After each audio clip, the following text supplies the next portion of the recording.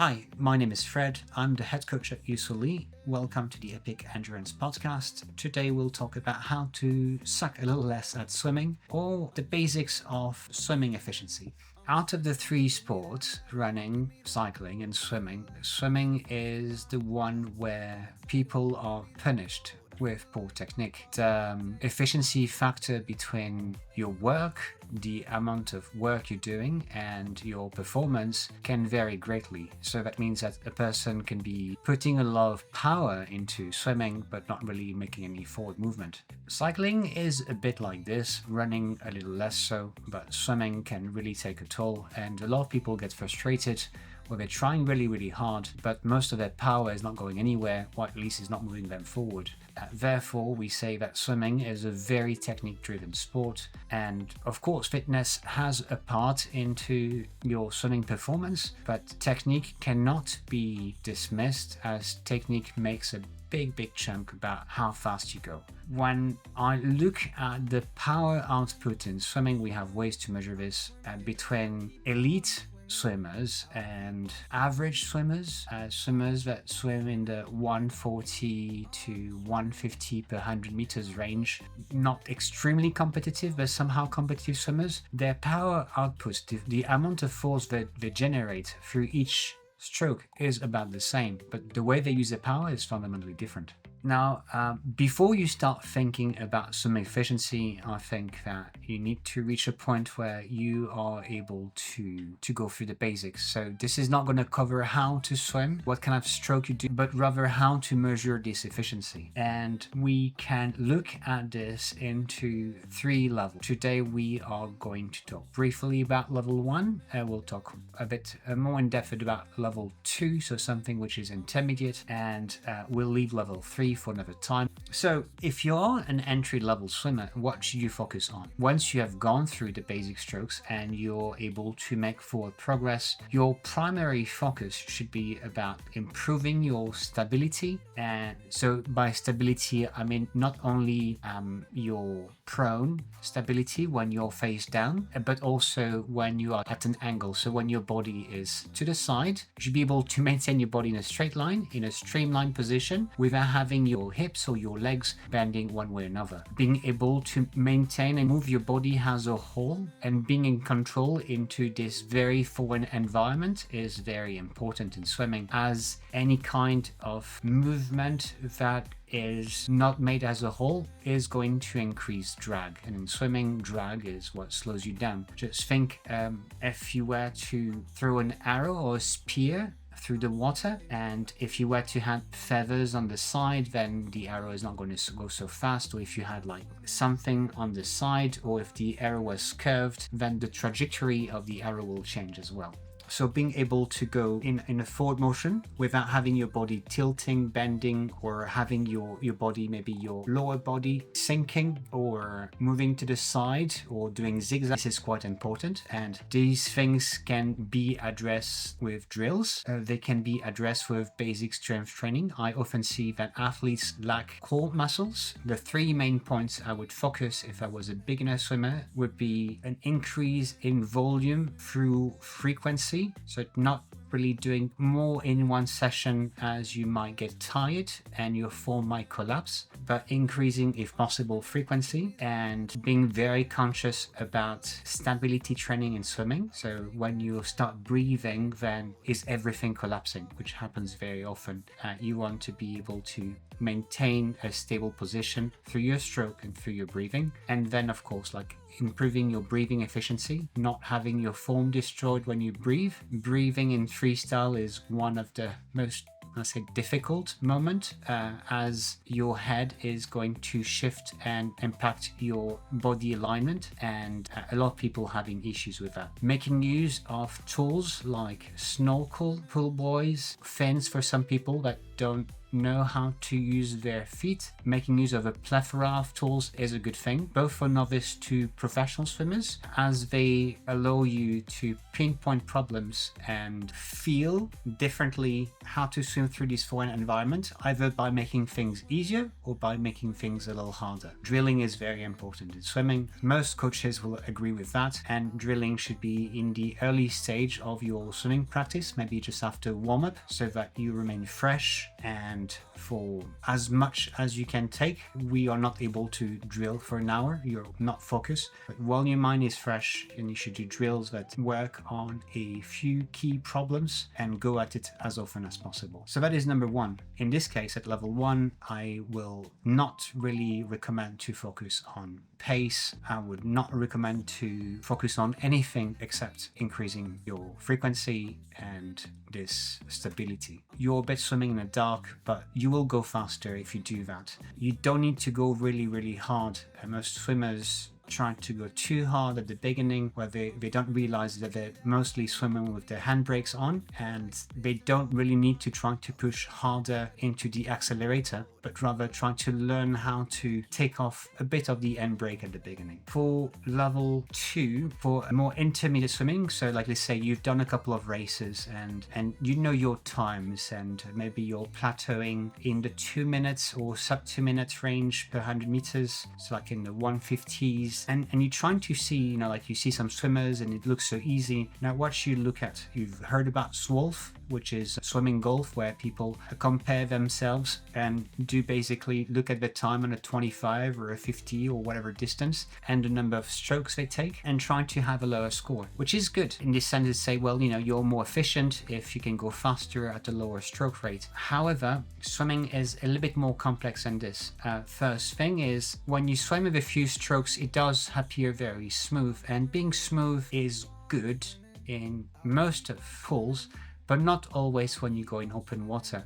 There is a balance to have between stroke rate and your speed. You have to understand that obviously in swimming, or in freestyle swimming at the very least, most of the forward momentum is going to come through your arms, and therefore your range and your arm span are going to affect how much water you catch. Your size in itself is going to affect. So a 1.50 m athlete or a 1.90 m athlete will have entirely different body shapes and arm span. The arm length will be different, and therefore the amount of distance that they're covering per stroke will be different. Morphologic differences will affect the way people swim. If you are an athlete which is 1.50 m or an athlete which is 1.90 m, there is a range of where your stroke rate and the distance you cover per stroke should be. If you go too much on the low side, let's say you're covering your distance per stroke is very low, but maybe you could work a bit more on to either reduce the drag, so maybe again it's a problem of stability, or maybe you're doing something wrong,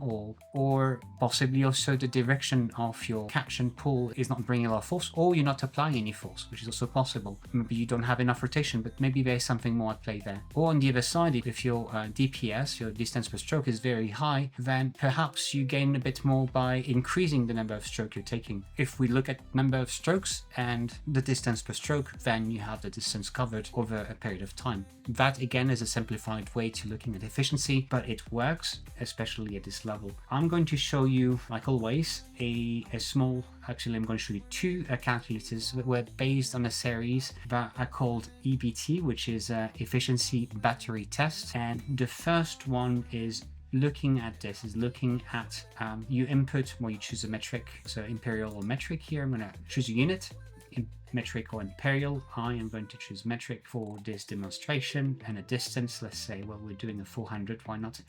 And we're going a little faster than this, so we're going at, let's say, about this pace. So we're doing 400 meters into 7 minutes and 30 seconds. Then I inputted my height, despite what my wife says, and this is my height on my passport. And you can either input the number of strokes you're taking in total, if you're counting them, or if your watch is telling you, or your stroke rate. So if you input, let's say 50 here, normally will give you the number of strokes taken through this duration. And then you will have a couple of interesting things here happening. So the DPS low and DPS high is basically based on your height, which is 181.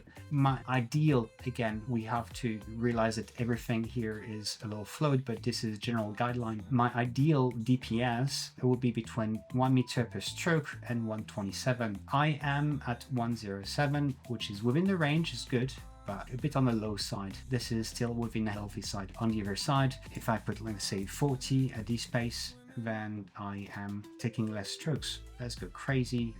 So let's say I put 30, which is 225 strokes, and DPS rating is extremely high as I am covering 1 meter 78 per every stroke. On the other side, if this was, I was taking 80 strokes per minute, so a stroke rate of 80, then very low. I'm not really covering much ground with every stroke. Maybe I'll gain more by trying to improve and slow down my stroke rate a little bit. Or at least in practice to try to bring this up this side, so we can try to bring it to something a little cleaner here. So let's say I'm going back to, we're going to 55 still quite low. Here we have a relationship between your stroke rate and your pace, so this is no longer looking at your height, and we're trying to look or give you an insight about a range where, based on this pace, where your stroke rate should be. At faster paces, then having a higher stroke rate is definitely beneficial. At lower paces, then obviously if you have a very high stroke rate and you're not making any forward momentum, then there's probably something amiss. Entry-level swimmers, when they have a very high stroke rate, some of them go windmilling very fast when they first start swimming. Maybe slowing down a bit and trying to bring this number up, at least your DPS, increasing your DPS, and having something a bit more balanced is a good thing. Obviously, I think that swimming at 152 for this is definitely not something. I'll be probably somewhere around here, this pace, and we'll say increased stroke rate. I have a tendency to have a slightly high DPS and too low stroke rate, and one of my issues is always to increase stroke rate. I would say another thing is first focus on increasing your DPS, especially if you're just starting with that, and then trying to, if you do open water swimming, having a slightly higher stroke rate is going to be beneficial, as you will have more opportunities to breathe, to sight, and as well to deal with the currents. The currents will be less punishing if your stroke rate is a little higher. Professional athletes, swimmers that go into 110 or below may have stroke rates in the 80s and up depending on their size. So this is also something that you work on, and it can be tiring, but this is, again, if we're doing, let's say, 100 meters in 1 minute and 10, same size, and we're having this 80 play and say like still balanced here in terms of pace. So like this is something we'll accept. Say my DPS is low. So this is the first EBT1, where we're just looking at your morphology and your pace on one single event. We have another one here called EBT2, which basically is comparing a few laps. What you do here, you'll try to take 5 different laps on a 50 and try to have different stroke rates. So if you do have something that can prompt you to have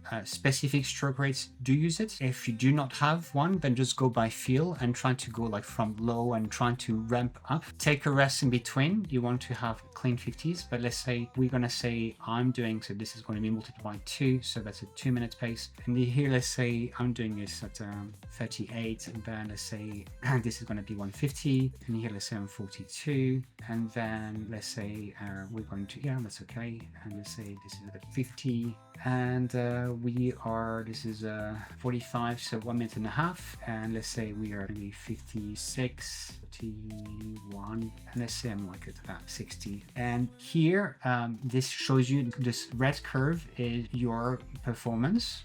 So on from between 1 minute, this is rounded up to 100 meters. Your input was per 50 meter, and you have 2 lines, the blue line, which is DPS and stroke rate. And basically what it's telling me here is like, basically on this section here, my stroke rate is too low, and then here I'm still in healthy range, and then here it's like starting to be a little too low again. You will find very often when you do that, this I'm just inputting raw data, is like, let's say from 45 here, and we're just going to make another example. I'm just put 45, and let me just like say again 56. I'm gonna say I tried to go faster and I went to 40, 42, and this was like, let's say 58. I tried to go much faster and I went to like maybe 37, 72. Still okay. Here, still okay. I'm still maintaining good form, but the example actually what I wanted to give was sometimes you'll find something like this, and then you wait here and maybe here going at 90 or something, and then there is no forward progress, and you'll have a point where despite of you trying to go faster and trying to increase your stroke rate, your pace is not going to increase. These are interesting points. Is basically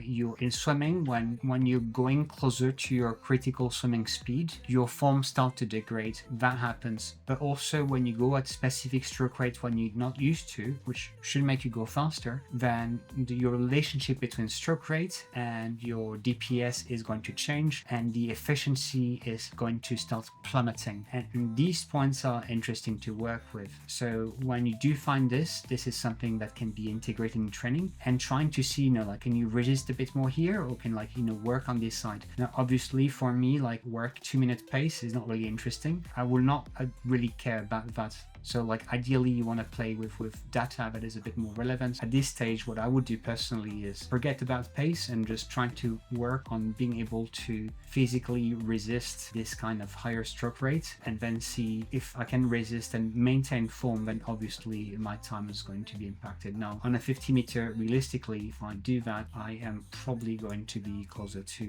like, it's going to go a little faster, and then it becomes a little more even.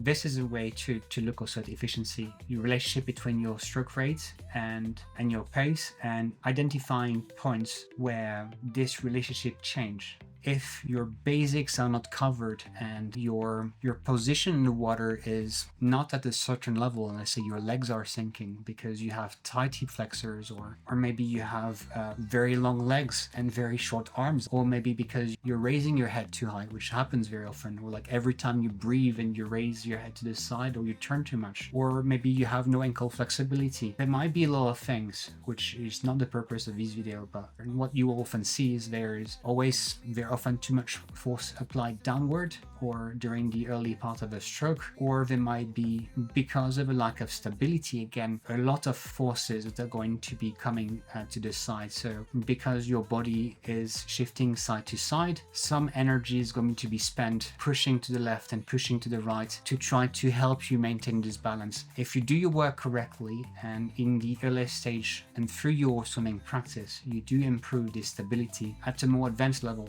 these lines are going to be better because you'll be more stable and therefore able to apply a more unidirectional force. Do try to play a bit with these numbers. Not every swimming practice should be focused on that, but trying to understand the relationship between distance per stroke and stroke rate can help you change your perception about what you could be doing, or what some of the other swimmers are doing and why, and also why certain body types may have a different stroke rate and swim faster. If you look at a swimmer that is 2 meter and his stroke rate doesn't have to be that high to achieve a certain pace when we're looking at EBT1. That will be it for today. I hope that this was helpful. If you have any question, please feel free to contact me.